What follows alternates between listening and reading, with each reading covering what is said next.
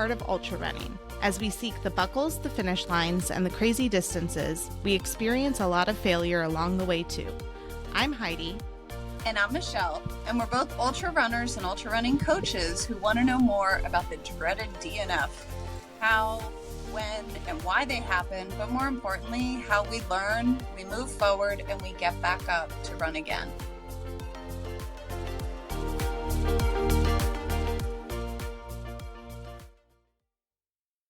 Hey everyone, welcome back to Let's Run That Again.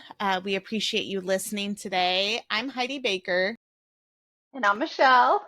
And we are here to talk about DNFs and the hard days in ultra running and how we can deal with them, learn from them, and grow from them. Please make sure you subscribe to the podcast so you never miss an episode. And if you could leave us a review and share with your family and friends, it's always very helpful and appreciated. All right. We are very happy to welcome today to the studio Albie Day, who is a New Jersey runner, a friend, an ultra runner who I think I am really excited. Albie, did you describe yourself as verbose? When I was a child, my mom took me to the doctor one day, and apparently I was like 6, and I went a mile a minute. And the doctor turned to my mom and he said, I think you could talk a horse to death. And I've been challenging that for my whole life. Well, we're excited to have that come out during the podcast today. I say this as I'm glancing over Albie's responses to our pre-show questionnaire. And so we send out these little, like a Google form with our little questions and some fun little things that we send to each of our guests. And Albie had the most incredible responses and incredible stories to share. And I am excited to have you. I don't want to like paraphrase because you've got so much to share with us.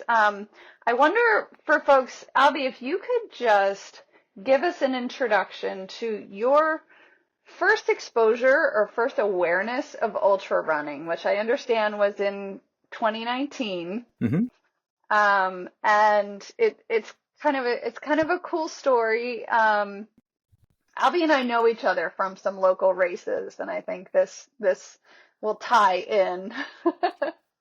It's kind of how we met each other. Yeah.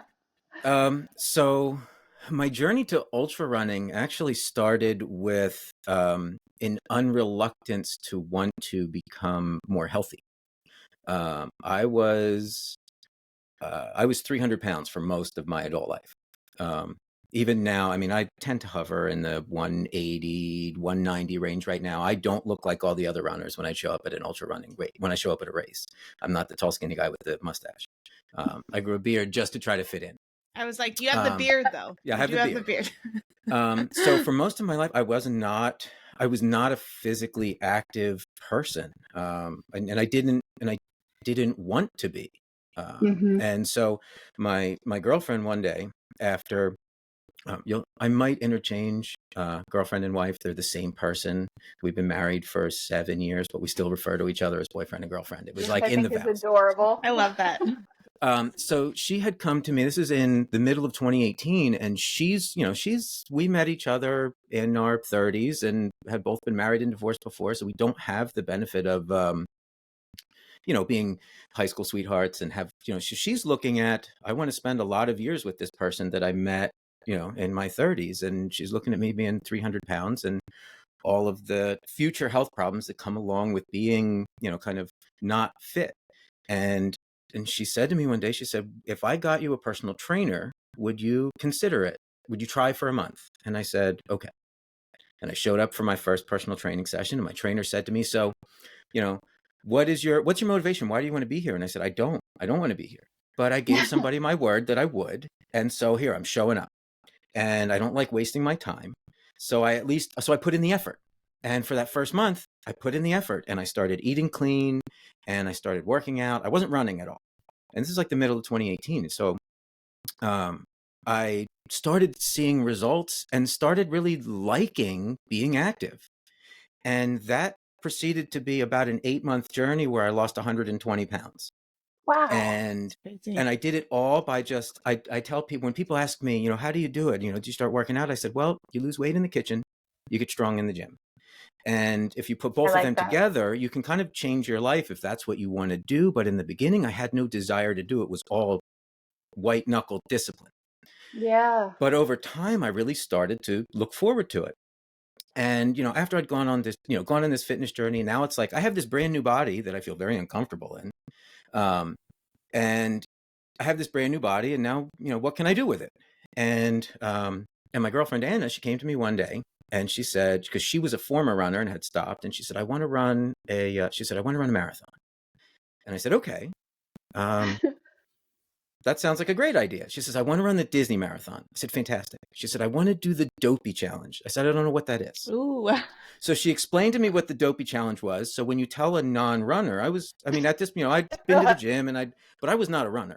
When she says, oh, is it you run a 5K and a 10K, a half marathon and a full marathon, you know, on consecutive days. And I said, that sounds terrible. But if that's what you want to do, I'll support you, whatever you need. And so she signed up for it. Like, she told me on the day, and apparently when that rate, you know, when it opens, it sells out immediately and the whole thing. So the next day I was thinking about it. The next day I said to her, do you have anybody that will do that with you? Like, do you have any friends that will do it? And she said, no, because we weren't in a running community or anything. Yeah. And I said, well, if you want me to do it with you, I'll do it with you. And she said, well, it's already too late to sign you up and it's sold out. And I said, okay. She goes, but I signed you up yesterday. I love that so much. I signed you up yesterday, and I've kind of been waiting for you to ask me about it. And I said, okay, so I have to learn how to run. When is it? And she told me, she said, it's January. So it would have been January of 2020. And this was April or May. It was like April or May of 2019. And I thought, okay, I have to learn how to run now. And so I did. So I started running, and it was the same thing. Like, I remember the first time I ran around the Cooper Loop, which is where Loopy Looper is. Yeah. I remember the first time I ran all the way around without stopping. And I remember like how proud of myself I was. It's, you know, 3 3/4 miles, and I did it without stop. No, you know, and I just remember I had like all of those firsts. The first time you get to, you know, run a 5K, the first time you run a 10K, the first time everything was a first for me in that year. Greatest feeling. Yeah. And so one day in August of 2019, I was out for my long run. You know, it happened to be that day was the first time I ever ran a half marathon distance. Oh. And I was out and I was running around this loop that's around the river behind my house. And I happened to notice there were a few more people there than usual. And there were signs, and then an aid station popped up, and I thought, oh, they must be having a race here, which was not weird. They hold lots of 5Ks and stuff at that spot. It's a great location for it, and I didn't think anything of it. Finished my run, ran my first 13-mile distance ever, felt fantastic. Very, you know, once again, I'm proud of myself. Yeah. And I go back home. As you should be, yeah. About 8 hours later, Anna, my girlfriend, and I, we left to go to the grocery store, and we're driving past the loop that goes around the river, and all those people are still there running. Now, granted, this time it's the middle of the day in August, and it's brutal. And I went, what? So I noticed that one of the signs said endless endurance on it. And I thought, okay, that kind of makes sense. I wonder what that is. And I Googled it and found out that, like, it took a while because it was the first year that endless endurance did Loopy Looper. And that made me go, wait a minute. People are running around this river in the middle of summer for 12 hours. That's the most ludicrous thing I've ever heard of. Yeah. Like, what is even happening? But I was kind of intrigued by it. And so my exposure to ultra running as a thing was in the middle of being thrust into training for a marathon and accidentally banditing that course. I think that's so unique, because a lot of people hear about an ultra for the first time. They hear of it. They hear like this idea or someone that had done it. But for you to have that tangible, like, visual, like, to see the people doing that and be like, what is happening here? Yeah. That's really cool. Well, I didn't know that ultra running was a thing before that. Yeah. So fast forward I mean, I guess to this year, that was 2019. Fast forward to this year, that particular race, my girlfriend Anna and I, for 2020, 2021, 2022, 2023, 5 and years 2024, for the last 5 years, we are now staples of that race because we run the with, mid-loop aid station on the backside of that race. And without a doubt. And everybody looks forward to seeing Albie and Anna at that aid station halfway through. we look forward to that race all year. I've never run it. I will never run it because I'm not allowed, because who's going to run our aid station? But it is interesting because through that whole process, like the race directors, Pete and Jen Greenfield, who run Endless Endurance, we've become, we're great friends. They live 10 minutes, they live 5 minutes from my house. Yeah. They dog sit for us when we go away on vacation. Like, it's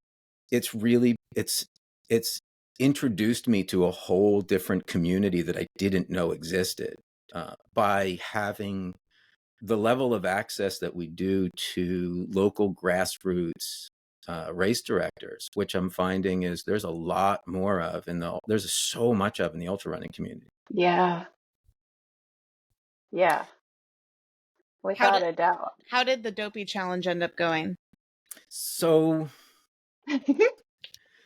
my girlfriend got a coach, and her coach said she didn't think it was a great idea for her to do her first marathon as a marathon weekend. That doesn't mean that we didn't do the Dopey Challenge. It means that she encouraged us to sign up for another marathon before Disney, which we did. And we ended up running the Rehoboth Beach Marathon in December of 2019, which to date stands as my marathon PR, because it was after that point that I decided I didn't care about being fast.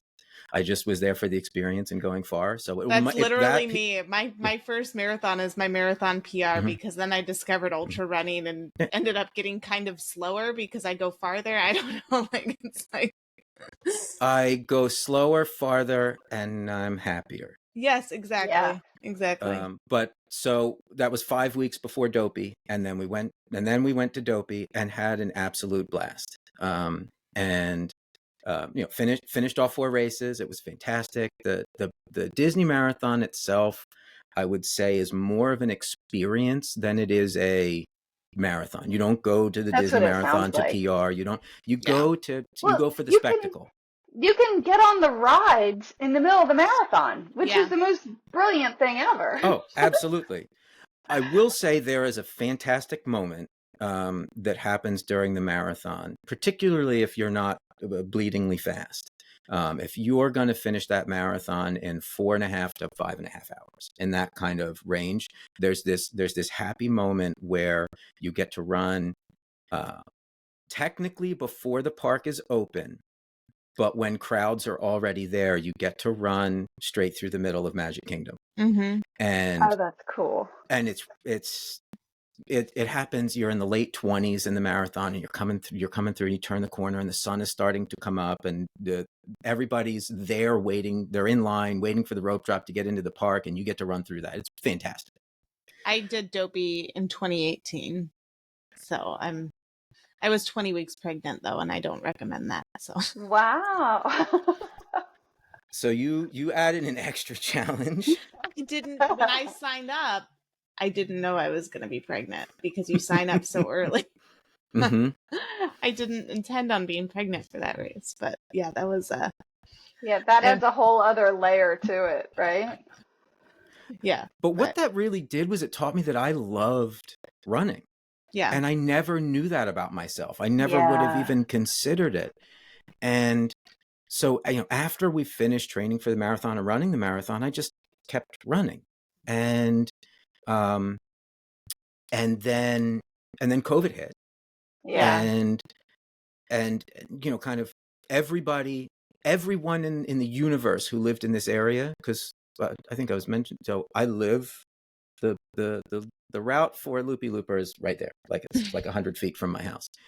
And during COVID, everyone who lived within like a 30-mile radius, they came here. And I didn't want to run out there anymore. So I started trying to find other places to run, which is when I discovered, I can just go run in the woods. Yeah. And there's no people there. And then I fell in love with that. And then I started looking into, okay, well, what can I do with that?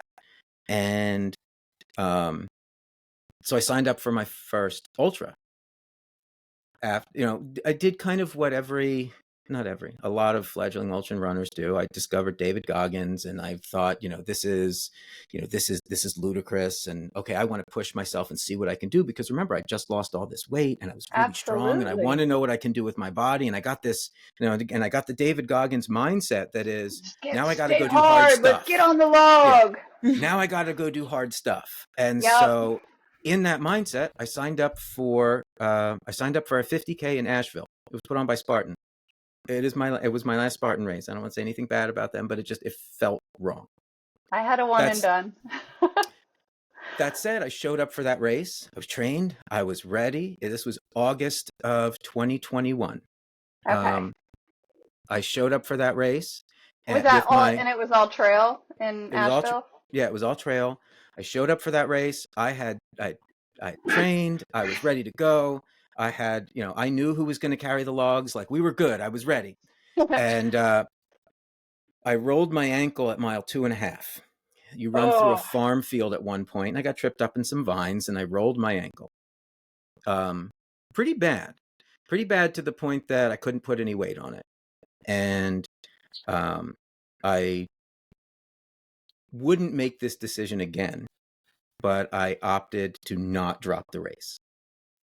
And I continued, and I ran what I now know was I did eventually DNF that race. So it was my first 50K. I did DNF, but it wasn't by choice. It was because I got pulled at mile 25 because I passed out from heat exhaustion at an aid station, because I'd run the last 22.5 miles a lot slower than I intended, because I had broken my foot. Oh, gosh. Oh, my God. So you really took David Goggins to heart. Right? Because, his famous story about broken femur or something. Exactly. Yeah. Well, that's what was going through my head the whole time. I was almost punishing myself to keep going, because DNF was not an option. Yeah. You don't quit. Yeah. You just don't. And so, like I said, I ran 2.5 miles, broke my ankle, ran another 22 miles on it, and then was pulled from the race because it was August in North Carolina, and heat is not my superpower. Yeah. It was 104 degrees without the heat index, and I was out way longer than I intended to be, because I was a lot slower, because, as I now know, were I in have a lot of foot. You had a broken... Oh, my God. Yeah. And so, as how did expected, that impact you? Like that getting pulled in that DNF, like... I felt at that time, I felt like I had given it absolutely everything I could have. Mm-hmm. We have a mutual friend, Fernando. Yeah.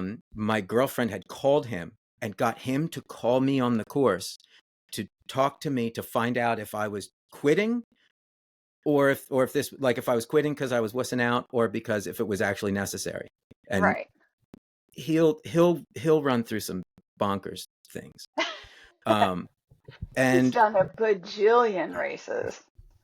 What I knew for sure at that moment was that I had given the most honest effort I had on that day, and then some, to the point of what I look back in hindsight and believe was stupid. Yeah. Because after I left that race and got back home and went and, got imaging and found out my foot was broken, and then landed myself in a boot and couldn't, I was non-weight bearing for like 2 months. And then I was in the boot for another 6 weeks after that. And it was a lot. The toll that refusing to drop the race when I should have ended up impacting my real life for like 4 months after that. Mm-hmm. And I kind of promised myself that I would never do that again, because mm-hmm. I'm not an elite athlete. I'm here doing this for fun. Yeah. And I'm doing it for fun and for enjoyment. And if it kind of ruins the rest of my life, what am I doing that for? Right. And interestingly enough, after my foot healed, and I was able to return to running, I did the thing that no runner ever does. I took doctor's advice and I didn't run. I didn't walk I was supposed to be in my boot 24/7. I slept in it. I got really good at taking a shower, one-footed, with hanging my leg out of the shower, and like I did the thing. I got a knee scooter, and that's what I did. And that year at Loopy Looper, I was in a boot running my aid station. And so when I was able to start running again, I was able to get back in pretty quickly. And my first ultra ended up being that December at Frosty Looper. And I ran my first 50K there. And I vividly remember when my watch ticked over the 31-mile mark. I had a moment, because I was like, okay, this is what it's supposed to feel like when you don't break yourself in half to do it.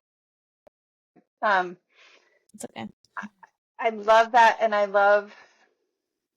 it's so interesting to hear you talk about that mind shift and that difference from the mentality you went into that very first 50K with to like who I know you are today, and you have such heart and such passion and are so, like the Albie I know is you run for joy, and you bring so much joy, like it just comes out of you, and the people and the people around you feel that and see that, and it's just such an awesome thing, and it's so interesting to hear that shift. And it was a stark shift, and it sort of happened quickly, and it sort of didn't, because so after I did Frosty Looper, and suddenly I was like, oh, I'm an ultra runner now. But really I'm not, because I have imposter syndrome. And the next year, so that was 2021 is when I did that. 2022 was like all about ultras. I ran every ultra I could get my hands on. I ran a 10-hour backyard. I ran the Dirty German 50K. I ran Midnight Squatchapalooza, so a 12-hour race that starts at midnight. And were we there the same year? We might have been. I think so. We were there. I know we were there. I know the year I ran the Dirty German 50K, you were there with Joelle, and you guys had to drop the 50-miler because you had to save a human being. We saved a human being who had become hypothermic out on the trail. And I vividly remember you coming through at that point, and you had just gotten back from Hawaii. And we were standing on this trail, like taking care of this guy who we had just run the Maui Marathon. Yeah. And we were taking care of this guy who was hypothermic. It had been pouring rain. It was freezing cold. We're deep in the woods out on this trail. Sorry, the dog's going crazy. It's okay. He can be a bonus guest. We were waiting for EMT, emergency response, to come and take care of this runner. And you came through and you told this story about standing in the bottom of a crater during a run. And you wrote about this in your questionnaire. You told this story, and I remember like it was this moment in the woods, and you're telling this, and like the awe that you were describing came through, and we were just like, wow, like mesmerized. Would you share that a little bit? Yeah. I might even get choked up talking about this one, because this is the single most pivotal moment in my life as a runner. It was in the spring of 2022, and Anna, my girlfriend, said she wanted to run another marathon, so we planned a trip to Maui to run the Maui Marathon, and we decided we were going to do it together. We trained together, which we never did before. We don't typically run together. And we did that a little bit differently this time, where basically she would use me as her long run mule. And because she doesn't like running with a pack or carrying anything. So I would load up and carry everything we need. Yeah. And so we would run together. And then when she needed some kind of aid, I would run ahead of her, set up a little aid station. She would get her aid and then keep going. And then I would catch up with her. And that's actually how we ran the marathon. Most of the marathon, we did that. We did it that way. Fantastic. So we ran the marathon. It was fantastic. To date, she gets to lord it over me because she beat me in that marathon by about 2 minutes. Um, and so that's that she carries that trophy forever. But a few days after that, we were still in Maui, and we have an agreement anytime we travel anywhere that I get at least one day where she'll go off on her own, whether it's to go and sit in a beautiful place and read a book, or go walk around, and I get to go and find whatever place, whatever mountain, whatever I can have, go get lost. Because I realized my drive for running, what is my why, my drive for running is when I go someplace and I look up and I see a mountain, I go, oh, I want to go up there. And I always want to be in a position where I can make it up there. Yeah. I don't need to do it fast. It's that I don't need to do it. incredible curiosity and sense of adventure. I what's up there? I want to go there. And so there's a dormant volcano in the middle of Maui. It's called Haleakala. It's a national park. And you can, and lots of people do this, you can drive up to the summit and watch the sunrise. You have to get tickets ahead of time. Tickets cost $1. It's just so they can control how many people are there. And people go up and they watch the sunrise. And I thought, well, I want to go up and I want to run inside that volcano at sunrise. And so I drove up to the top. I got myself up, I got a reservation and I drove up to the top. You're at 10,000 feet when you get up to the top of this crater, which is wild because Maui's not that big, and the whole thing's up. You expect the whole thing's at sea level, but just straight up. It's just straight up. And so you get up to the top of this crater and the sun is just starting to crest over the far side of the crater. And there's a bunch of people there that are, with their cameras, and they're out taking pictures of the sunrise. And I'm over here strapping on my hydration pack and tying my shoes. And there's one trail that goes down inside the crater. And so here I am. It's 40 degrees at the top of this crater in April in Hawaii. Like it shouldn't be, but it is. And so I run down inside of this crater. You drop 2,500 feet in like 2.5 miles. And once you get down in the bottom of the crater, it's one of the most amazing places I've ever been in my life. Based on colder? It started getting warmer as you went down, it would get warmer. But if you stepped into a shadow, the ground actually would stay wet, and the temperature would drop 20 degrees. But then if you just stepped into the sunlight, it was like a desert. So if you look to your right, it looked like Tatooine. But then if you look to your left, it was like lush and green, and it was wild. Wow. And so you're running down and you can see down inside the middle of the crater, there's all these other little mini craters where this volcano had erupted in the past. They're all over the place. And I remember I had run about 7 miles, 6 or 7 miles or so down into the crater. And had, I was there was a way you can loop around the back of the crater and run back out the way you came. And I remember at one point I was, 7 or so miles into this run, and I happened to turn around and you're just looking, and you're above the clouds. The sun is rising and you're above the clouds watching it happen. And I just had a moment where I had to stop, and I had a good cry because it just sounds majestic. Well, I felt small, and feeling small it was comforting, because at the time I was going through some pretty tough stuff in my personal life, with my kids, and I was really struggling with it. And to be in this place where I felt so small and insignificant in this moment. And I knew nobody ran in behind me.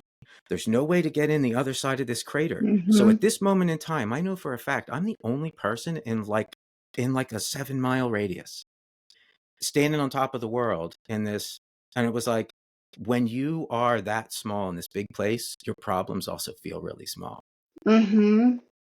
And I remember turning around and coming back to run back the other way out of the crater. And the thought that was going through my mind was, I started to have some real like defeating thoughts, because I was like reminding myself, you're only out here. This is only, I think it was a 12 or 13 mile run that day.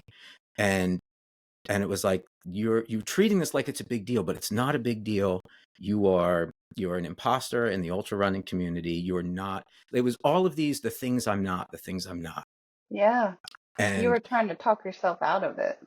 I was trying to talk myself out of the moment I was having. Yeah. And I ended up being able to like squelch that demon. And I think I left it in the volcano because it's never come back. But the guy that ran down inside didn't feel like he belonged, and the guy that came back out did. And so it really changed. It That's changed my profound. perspective on a lot of stuff, with life, but also mostly with ultra running, because it has become a major focal point of my life. As you're telling that story, I am smiling so broadly.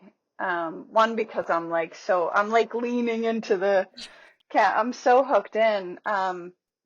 But those moments when we can be in nature, and I've had that feeling where you feel so absolutely small and insignificant in the grand scope of the world. Those are my favorite moments. That was Like me last week.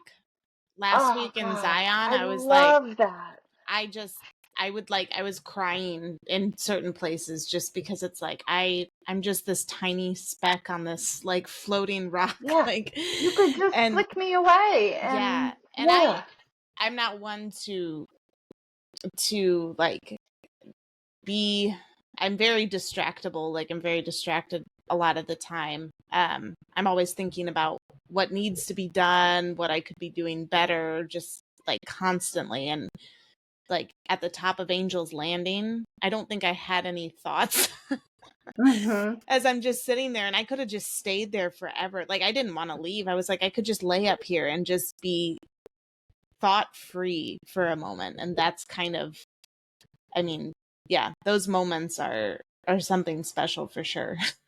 So incredibly special. And I think I'm really grateful, Albie, that you shared that story, because not only because it's amazing and it's just it just sounds it just sounds so beautiful and so special. But I think, like you said, like there is tremendous significance in that experience and the way that you went in as one person and you came out and came up from that crater, and knowing something different about yourself that you now carry with you and you apply, like just so foundational and core to everything about you and to every single thing that you undertake and you face.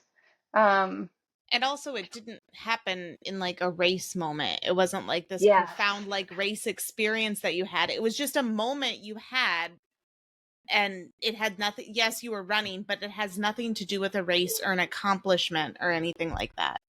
That's the other thing that did for me. And I'm so happy you brought that up, because if someone asks me, and as runners, we get asked this all the time, what's your favorite race? What's your favorite moment in a race? What's all these things? And my answers for those are never races. It's always totally. What's my favorite race moment? Oh, my favorite race moment was in a race I was a pacer in. Yeah, exactly. You know what I mean? Like my favorite race moment wasn't a race. It was standing on top of a mountain that that having an existential moment of belonging. That didn't happen in a race. It probably couldn't happen in a race because I wouldn't have been alone. Yeah, right. You wouldn't have been alone. You would have been focused on, an end goal instead of just getting lost or just exploring. And I think and I relate to that so strongly. And I think I'm so happy and so grateful to talk with more and more people for whom running and ultra running is not just about racing. Like it's even just running. It's way more than running. This is far deeper. And I definitely hear that in what you're saying, Albie. And It is. I Oh, appreciate that so it's much. incredibly, it's Yeah. community and it's self-exploration, and it's, like, my favorite moments are, I ran when Paul Johnson was doing his Transcon. Yep. I ran his last day with him. I took I coordinated two of my friends, two local friends. Yeah. You know both. I took Tina Yeah. Custode and Bud Wilson, and we went up to Newark and we hooked up with Paul Johnson, and there were maybe a total of 10 people that were running with him his last day, and we ran his last 30 miles with him. There's no Yep. medal. I have no medal from that. I have no ultra sign up results from it, but I got to be a part of something that was amazing. Yeah. And by the time he finished that, at the end of the day, and we were running through Times Square, and I turned, at one point, somebody tapped me on the shoulder, we're running with, and they said, "Turn around."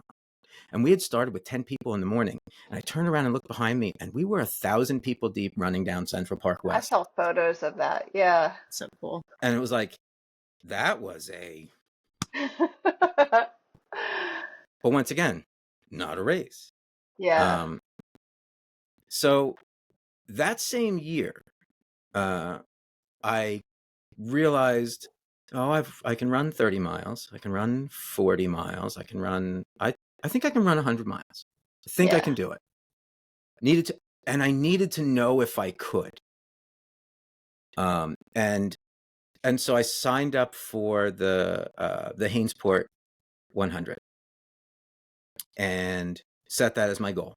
And they do a whole bunch of different races. Yeah. There's a 12-hour, a 24-hour, a 100-mile, and that year they were doing a 48-hour.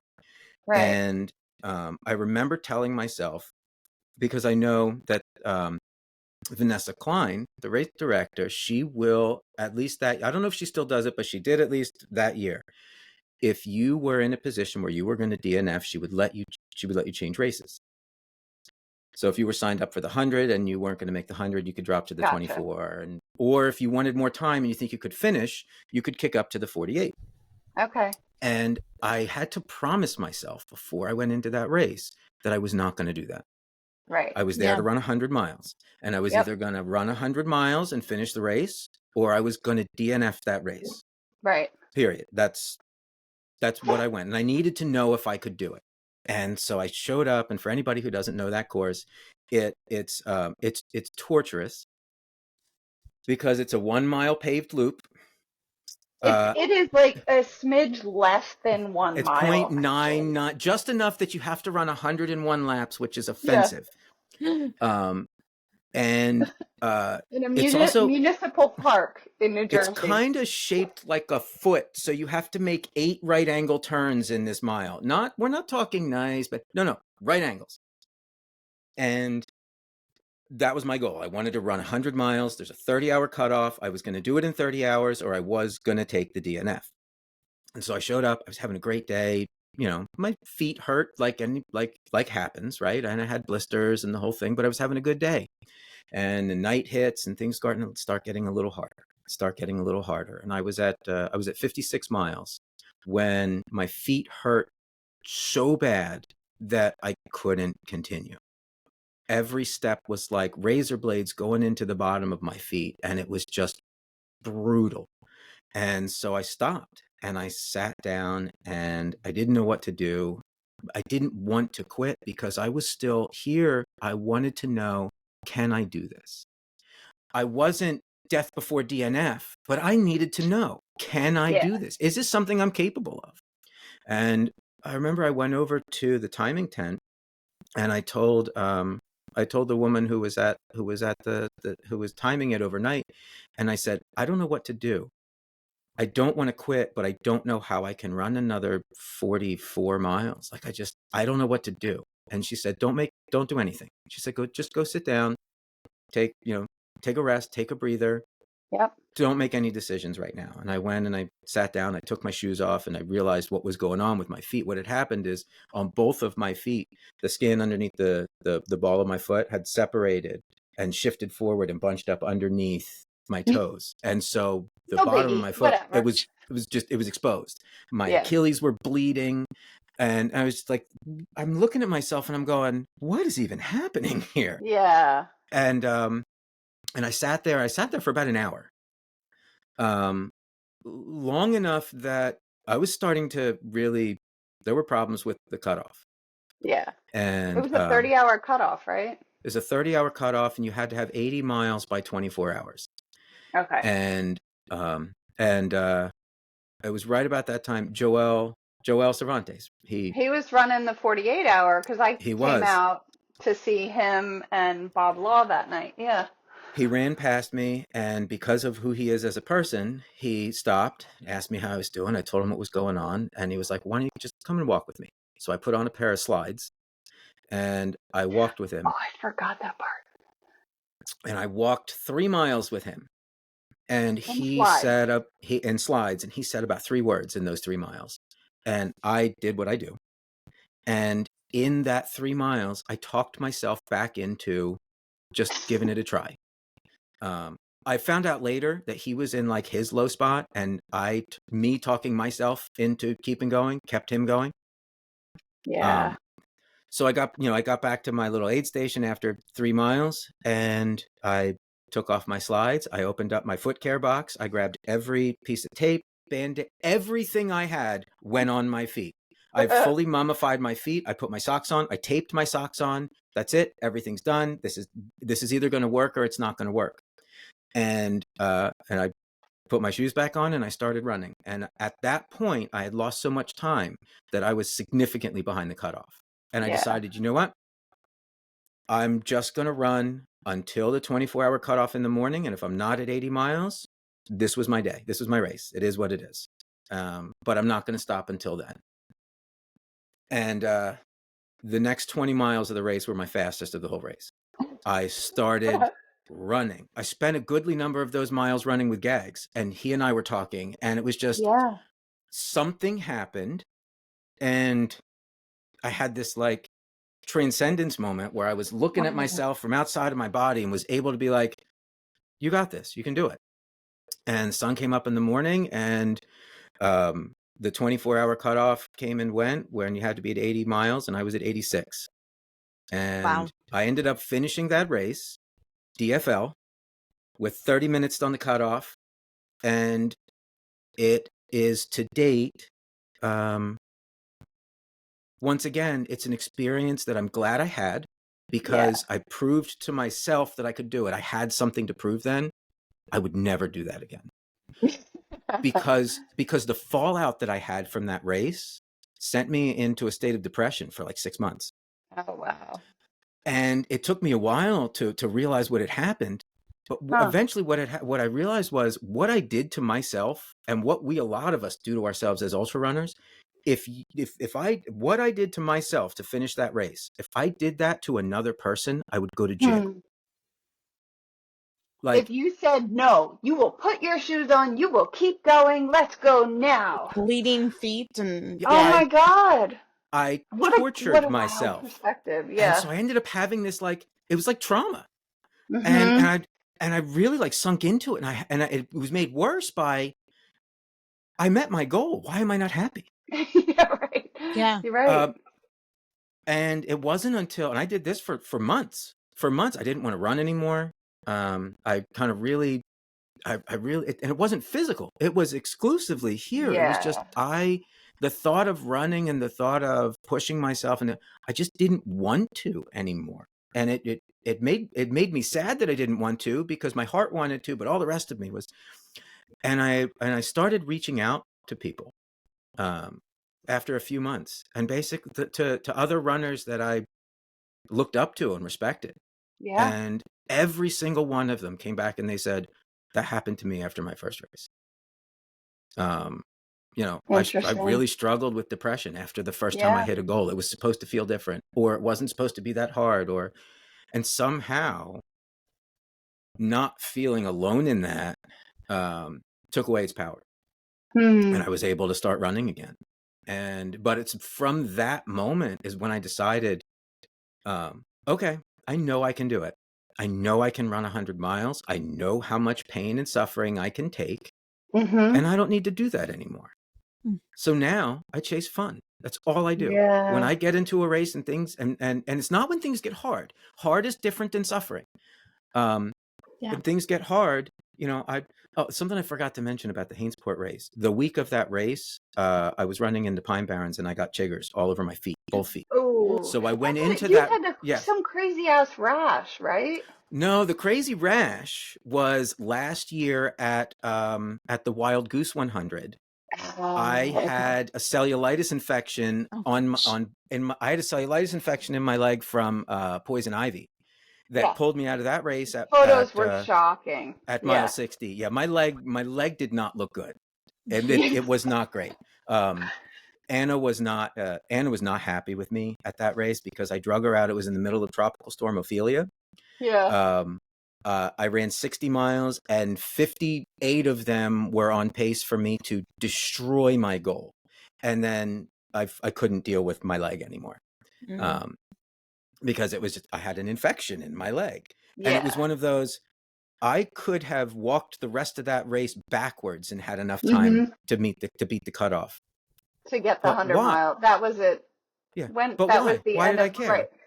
Right. Jersey Devil was the same way. I dropped at the Jersey Devil 100 at mile 82, which you guys were talking about. Do you wear the race shirt for a race you DNF'd? Right. Yeah. I do. I wear the shirt from that race. I took a Sharpie and I crossed out the 100 and I wrote 82 on it. And I wear that shirt with pride. Oh my gosh. Because that is awesome. I still think I'm going to make myself a DNF blanket, though. All the shirts from my DNFs. I like that idea.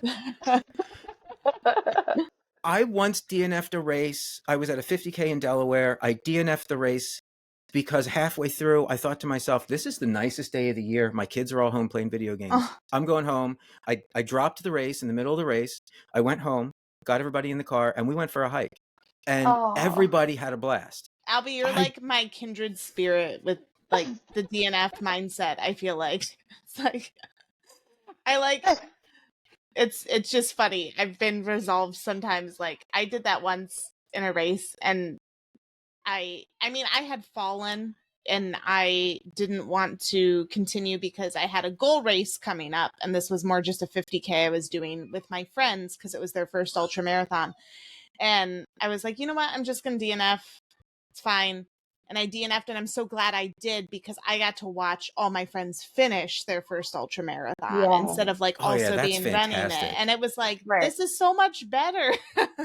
I love this conversation and I definitely want to pick up on something that you said a little bit ago, Albie, where it's like, I feel like we need to embrace and normalize the why, obviously why we run and what is truly important. And it's not always about the medals and the trophies and I think like I don't want people to get the idea that we're like, yeah, just if it feels hard, just stop, whatever. That's not at all what any of us are saying. This is a really fine distinction and an important distinction where it's not for fear of doing something hard. There's not a single one of us, we're all very like-minded and sort of kindred spirited and embrace hard things. And that's the whole point of all of this, is to push ourselves with curiosity and love to see what might be possible and do hard things, but to know that there's a line, like there's an important distinction. It's so funny that you're bringing that up now because literally last night as I was laying in bed, and sometimes if I get ideas for a post for Instagram or something, I'll like jot notes down on my phone because it like just pops to me. But I was thinking about that ultra running is like this, it's just a constant line that we're up against and trying to like toe and figure out which direction to go. And I was literally writing that exact thing. It's like, it's towing this line between I'm punishing myself and it's hard and I want to suffer, but also there's more to life than this. And also like, it's just that constant tug of war almost between these two, different ways. And it is hard because it's like we make this podcast and we bring people on and talk about DNFs, and I don't want anybody to think that we're like pro DNF and encouraging people to drop races because their tummy hurts or, you know, they get a little blister. But there's this I think you're talking about normalizing, talking about the full spectrum of experience. Exactly. You know, I've been listening to David Roach talk about his experience at Leadville after breaking the record, right? It's amazing to listen to that. The guy did something that shouldn't be, the guy did something that shouldn't be possible or thought, you know, he did something amazing, right? Yeah. And that's a great story. There were 713 other people at that race, and they all have a story to tell. And not all of their stories are about success and breaking the record, and but they're all about, they all had an experience, and each one of their experiences are valid. Right. Entirely. And I think all of this, the common thread in all of it is celebrating the process, celebrating the bigger sort of point of all of this is that with every endeavor we take on, we're each writing a story, you know, and I love that notion of when you go out to embark on something that's a tough challenge. It's kind of, maybe it was Sally McRae or somebody who said, like, go write a good story, you know, like, yes, head toward the finish line, or if it's a race, it could be some other type of, you know, experience and some other type of celebration, movement, or endurance event. But it's like, embrace the whole process and don't get so hyper focused on just pacing or a time finish or like the ultimate, like there's a big broad spectrum of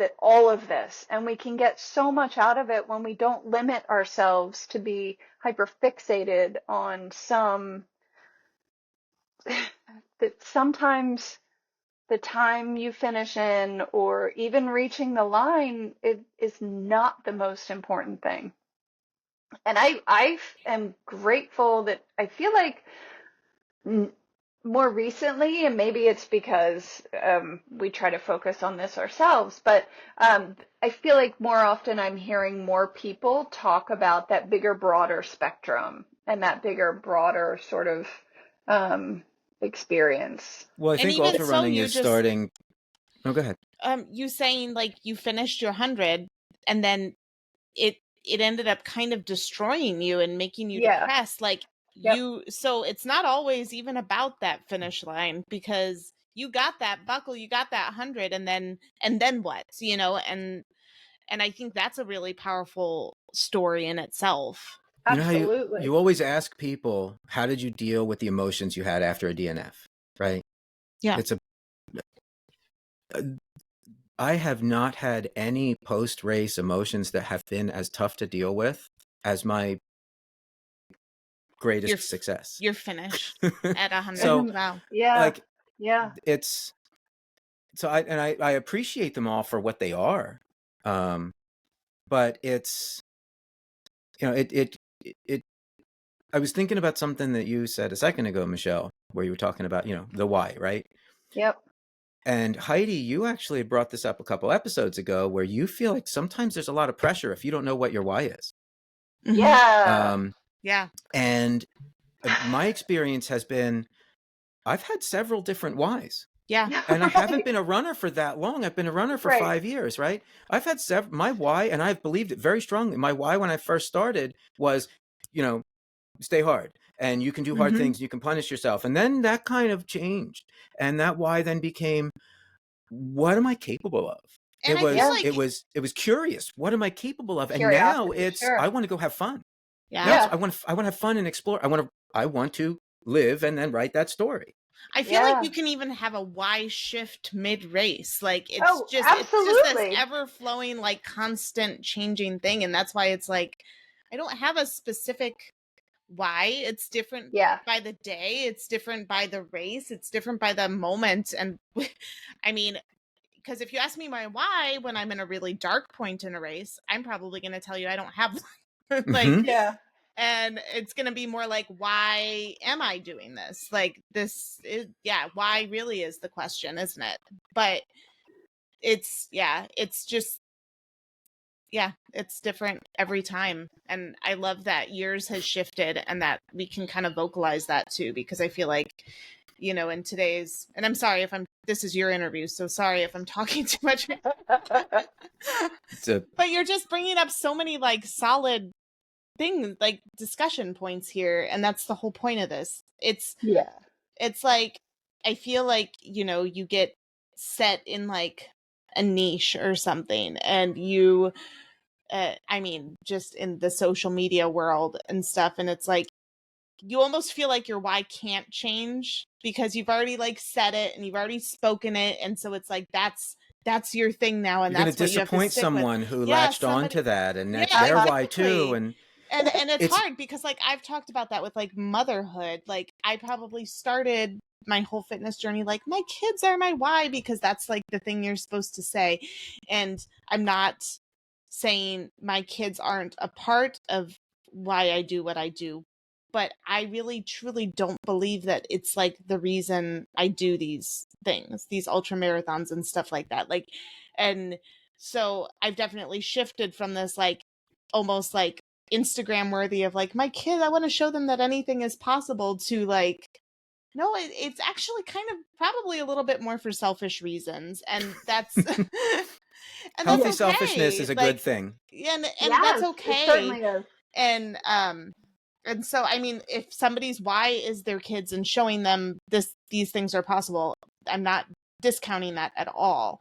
I just feel like sometimes we always feel this pressure to make it like this, what other people are going to want to hear for your why, and sometimes it's just, why? Because I want to get my Coca-Cola and potato chips at the next aid station. That's why I'm out here right now. Late race Coke might as well be cocaine.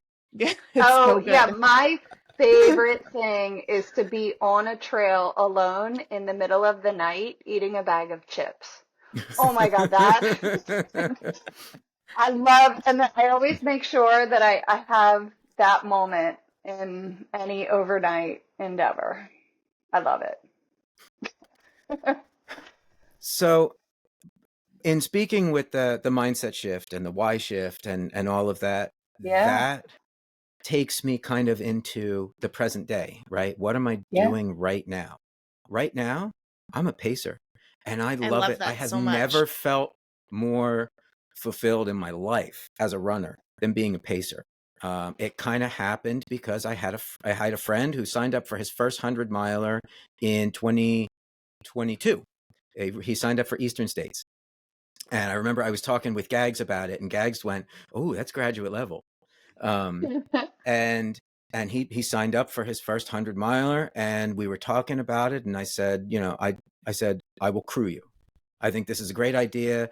I'll come out with you, and I'm going to crew you. And the more I thought about it, the more I realized, you know what? I should be ready to pace him. It's his first one. He's a far better runner, a faster runner. He's a BQ guy. He is far surpasses me in all the measurable ways as a runner, right? And I'm thinking, well, I should be ready to pace him. So we talked about it, and we decided I would pace him for the last 20 miles. He'd probably need it. Everything, made sense. Yeah. Crew him in the beginning, pace him for the very end. And so we get out there, and he's doing great in the race, gets into mile 40, and he was getting his lunch eaten. Oof, and it's a tough one. And I realized I'm going to have to pick him up sooner than we had planned on.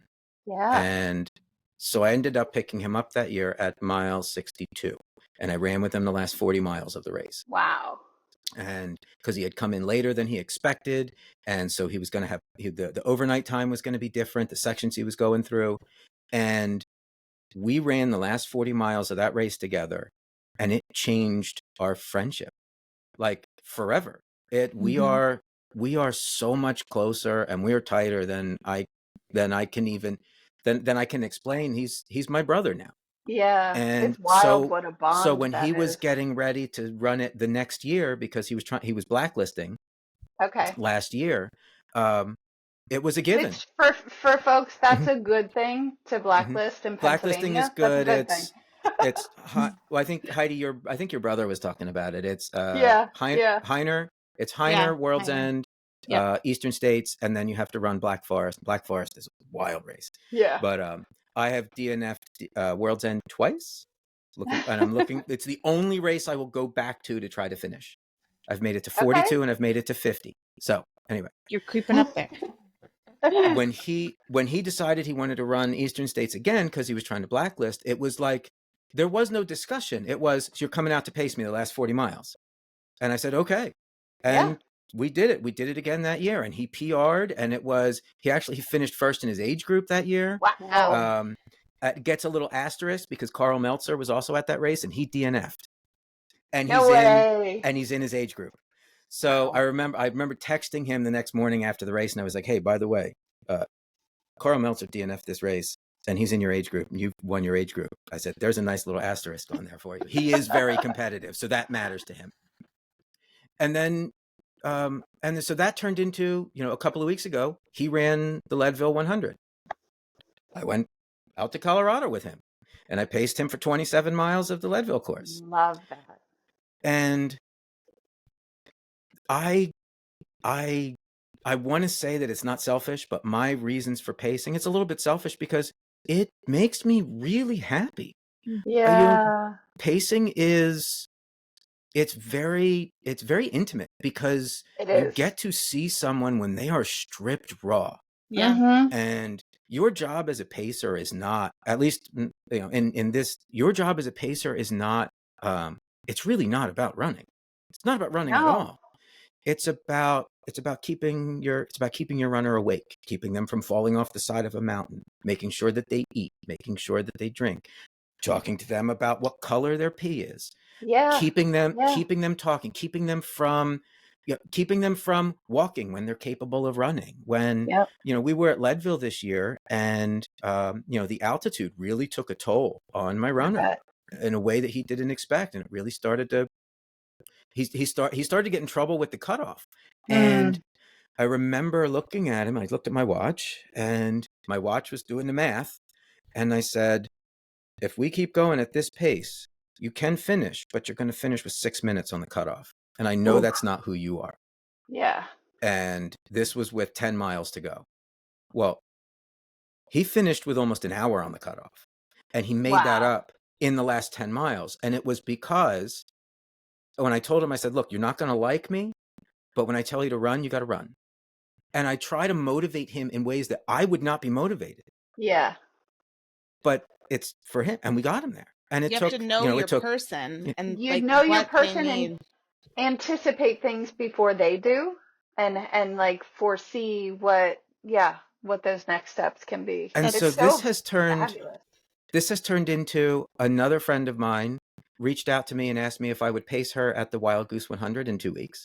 Yeah. So I'm going to do that. I'm pacing her overnight.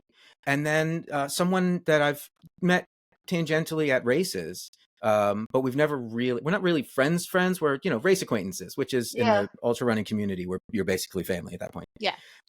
She slid into my Instagram DMs and asked me if I would pace her at the same race. So what I'm actually doing at Wild Goose in 2 weeks, It's 2.5 soon, weeks. yeah. It is September. Yeah, I have one runner that I'm pacing. So basically, once night hits, when they can pick up a pacer at midnight. I'm going to pace her from midnight until the sun comes up, and then I'm handing her off. She has another pacer coming, and I'm picking up someone else, and I'm going to pace her to her finish. Wow. And I am more excited about that than I am about the next race I'm signed up for.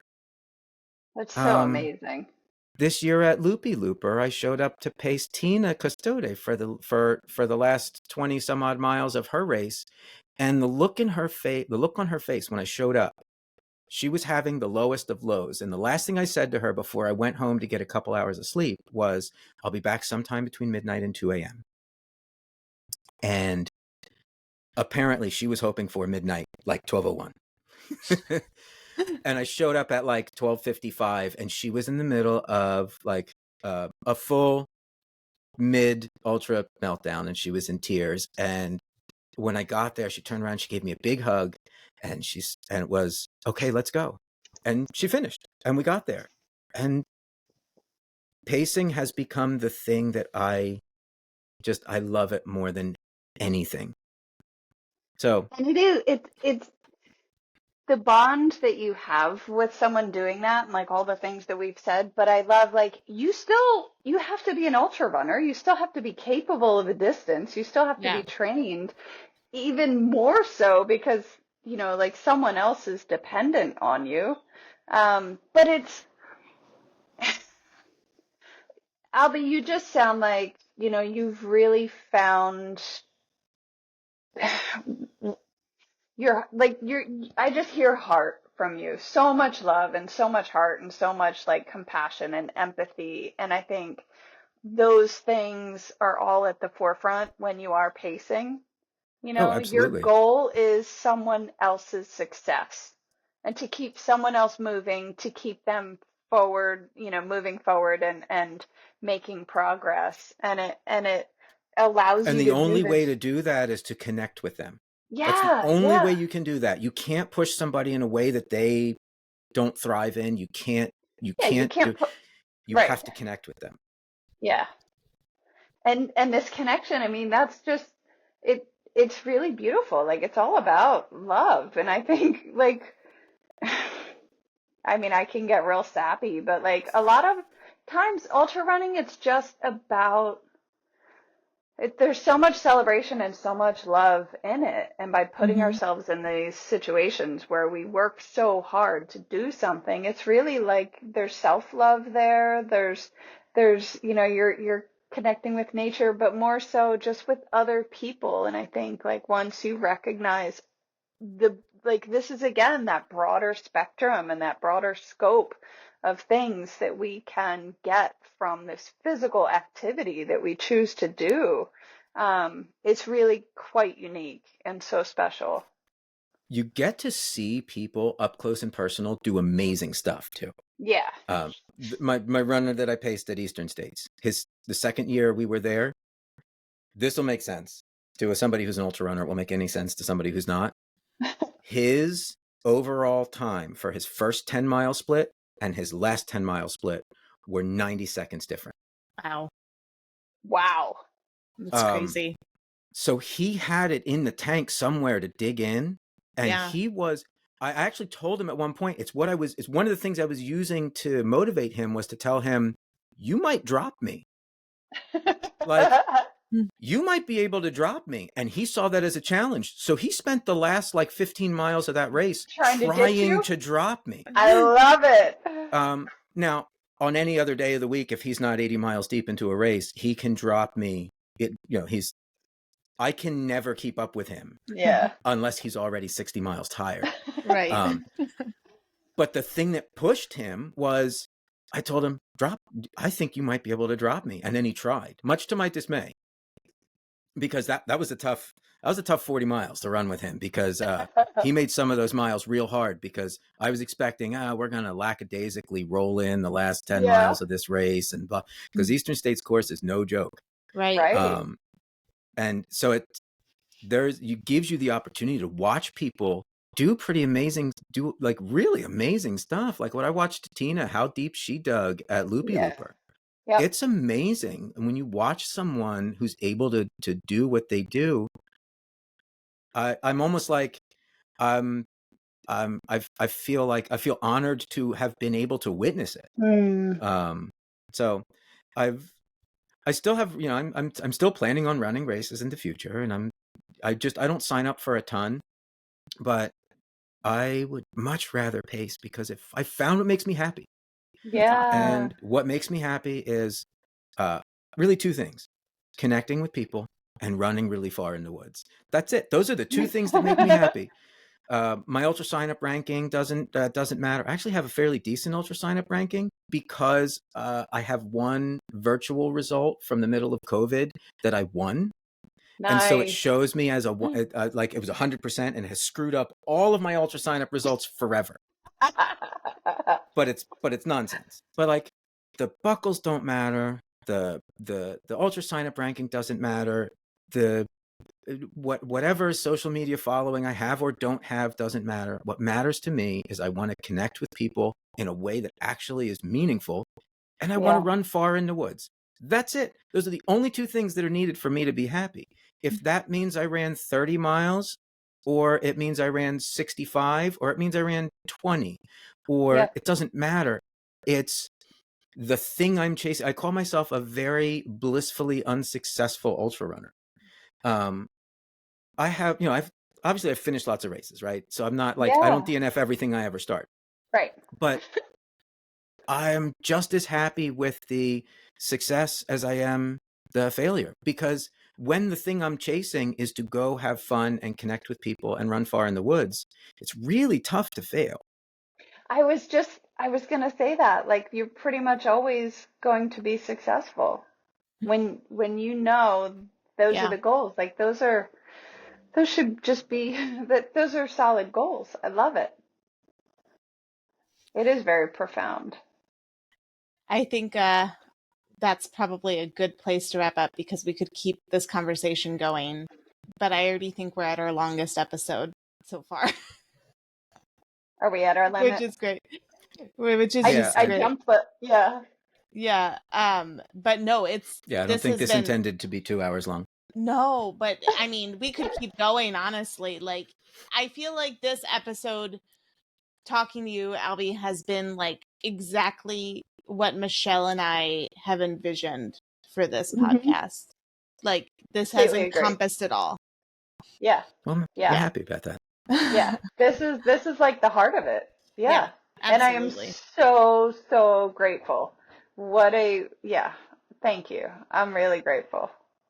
Yes. I want to thought, like, I wish we could all have a hug and go for a run. I know, right? Oh gosh. Well, you and I live close enough that we could go for a run together, Michelle.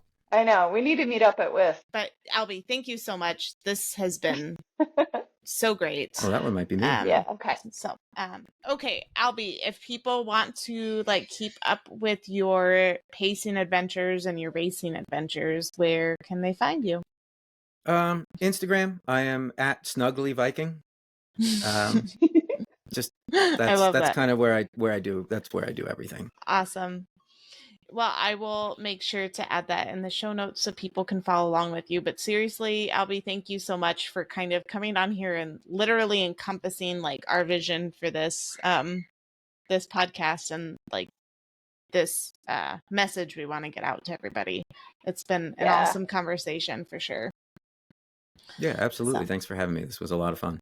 Yeah. I'm really excited for folks to hear this one. Yeah, absolutely. All right, everybody. Well, thank you again for listening. That's our episode for today. You can find us on Instagram at Let's Run That Again. And always there's a link on there where you can share your ideas or ideas for guests, or if you yourself want to come on for an episode, you can fill that out and we'd love to talk to you. And we'll be back next week. And in the meantime, just remember to stay curious and embrace the challenges. Have a great day.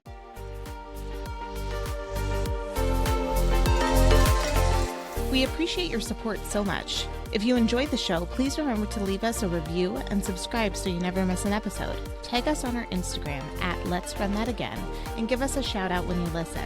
And as always, we welcome feedback from you and are open to ideas and guests for future episodes. Reach out on our Instagram or email us at letsrunthatagainpod@gmail.com.